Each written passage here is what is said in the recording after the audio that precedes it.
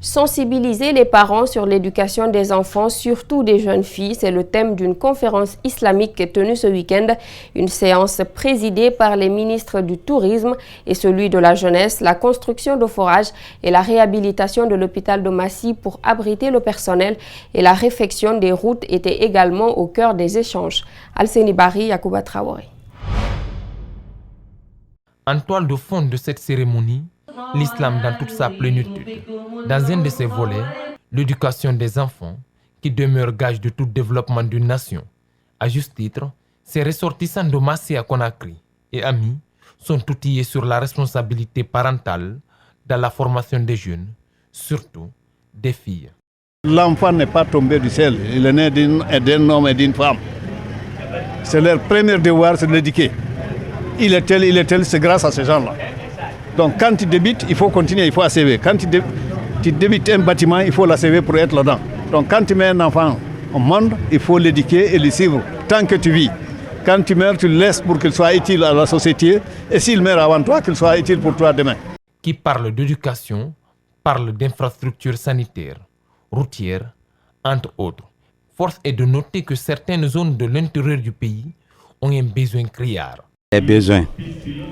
Nous avons l'achèvement du centre de mémorisation du Coran à Kéouloy. Nous avons la clôture de l'hôpital de Massy. Et ensuite la réhabilitation du bâtiment qui est à l'intérieur pour loger le personnel de l'hôpital. Et ensuite, avoir au moins des forages pour la mosquée et pour le centre de santé. Ce ne sont pas des cadres qui manquent. Le ministre du Tourisme, celui de la Jeunesse, ministre conseiller, ils sont nombreux. Désormais, il est question d'unir les forces pour amorcer un développement harmonieux de la sous-préfecture de Massy. En tant que membre du gouvernement, nous jouerons notre rôle dans l'accompagnement actif et dynamique de cette association qui est en train d'œuvrer pour l'amélioration des conditions de vie des populations de Massy, de Puta en particulier et de la Guinée en général. Le ton est donc donné. S'ils aspirent au développement de leur localité, il faudra d'abord se donner les mains avant de les tendre à l'État. La société de transport United Mining Supply UMS vient d'offrir une mosquée aux employés évoluant sur le site du district Kaboye-Konkokan dans la préfecture de Boké. La dite maison de Dieu a été officiellement inaugurée le week-end dernier par l'inspecteur des affaires religieuses en présence des autorités locales, des riverains et travailleurs de la société UMS. Ouminatou Sidibé, Salifouli Fossissé. C'est une mosquée d'une capacité d'accueil de 200 fidèles qui a été inaugurée. Elle serait la toute première de la contrée depuis la fondation du village Kaboye. L'édifice est entièrement électrifié. Il comporte aussi un point d'adduction d'eau et deux latrines pour hommes et femmes. La mosquée a été effectivement financée par UMS. C'est pour les employés, parce que vous avez vu que nous avons une base où nous avons une forte population. Et puis les populations environnantes. J'ai été très agréablement surpris par rapport à la mobilisation. Honnêtement, je ne m'attendais pas à ce que ce soit aussi grandiose. Pour une mosquée supposée être juste à notre niveau. Mais je vois qu'il y a de l'engouement par rapport à la population riveraine. La mosquée, c'est toujours un endroit où on est supposé prier Dieu. La construction de cette maison de Dieu va désormais soulager les travailleurs qui parcouraient des kilomètres pour s'acquitter de leurs devoirs religieux. Maintenant, ça va réduire les pas des fidèles musulmans d'aller vers les mosquées les plus loin de la base vie, c'est-à-dire venir prier ici. Parce que là, après la prière, tu vas te changer pour aller au boulot. Mais voilà, quand les travailleurs quittaient ici pour Konkoka ou bien pour Amara, ils avaient le souci de revenir, partir encore au boulot. Donc, ils étaient en retard. Et c'est ce qui nous a motivés à faire l'inauguration de cette mosquée. Ce genre d'action doit se multiplier dans notre pays pour permettre à la Guinée de consolider les liens entre les différentes communautés.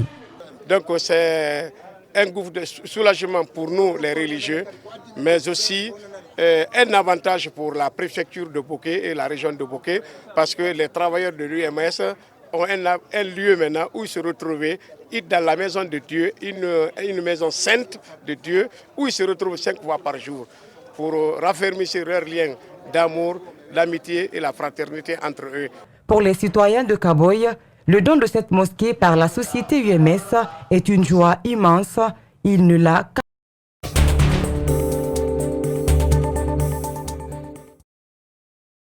En interactualité à présent, des expatriés européens font le grand saut dans la politique britannique. Ils sont déterminés à stopper le Brexit après le rejet au Parlement de l'accord de divorce négocié avec Bruxelles.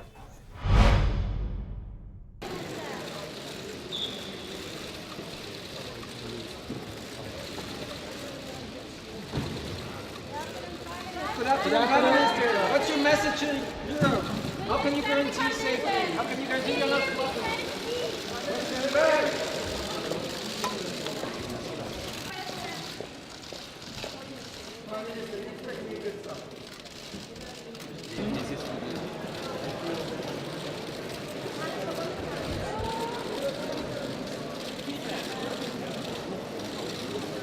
Je vous remercie.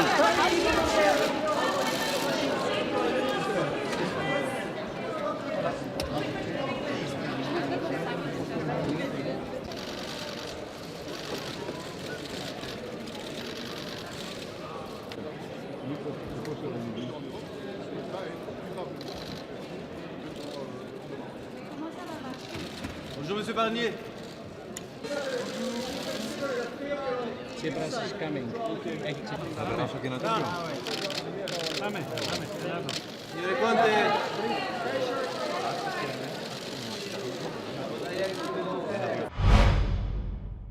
Depuis des générations à Onqué, c'est au Vietnam, les ouvriers des marais salants se lèvent avant l'aube pour récolter le sel, un travail difficile aux revenus fluctuants, touché de plein fouet par le dérèglement climatique. Suivez.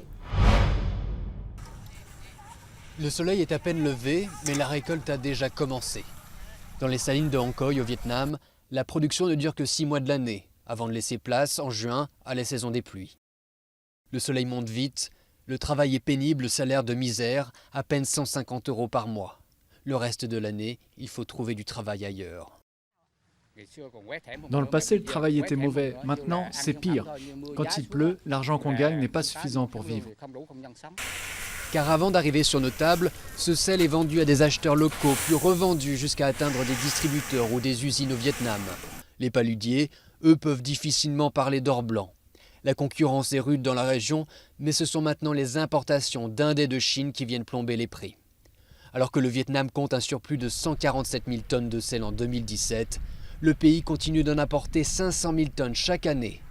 Kangan travaille dans les marais salants depuis plus de 20 ans. Il ne voit aucune reconversion possible ici. Ici, dans cette région, nous ne savons faire que du sel. On ne connaît pas d'autre boulot. Cette région est spécialisée dans la production de sel. Le sel est récolté ici de génération en génération dans un environnement très sensible au changement climatique. Avec une météo de plus en plus instable et violente, la production devient imprévisible. Le changement climatique a de grosses répercussions sur la production de sel. S'il pleut trop, nous ne pouvons pas en produire. S'il y a trop de soleil et que nous faisons beaucoup de sel, nous ne pouvons pas vendre le produit et nous devons le laisser là, le stocker et le surveiller. D'incalculables allers-retours sont nécessaires pour ramasser le sel. Peu de machines sont utilisées. Le secteur nourrit ainsi des milliers de travailleurs dans la région, mais un projet gouvernemental de mécanisation menace de nombreux emplois. Voilà, c'est la fin de cette édition d'information. À tous, merci de l'avoir suivi. Merci également à toute l'équipe technique. L'actualité se poursuit sur Espace TV.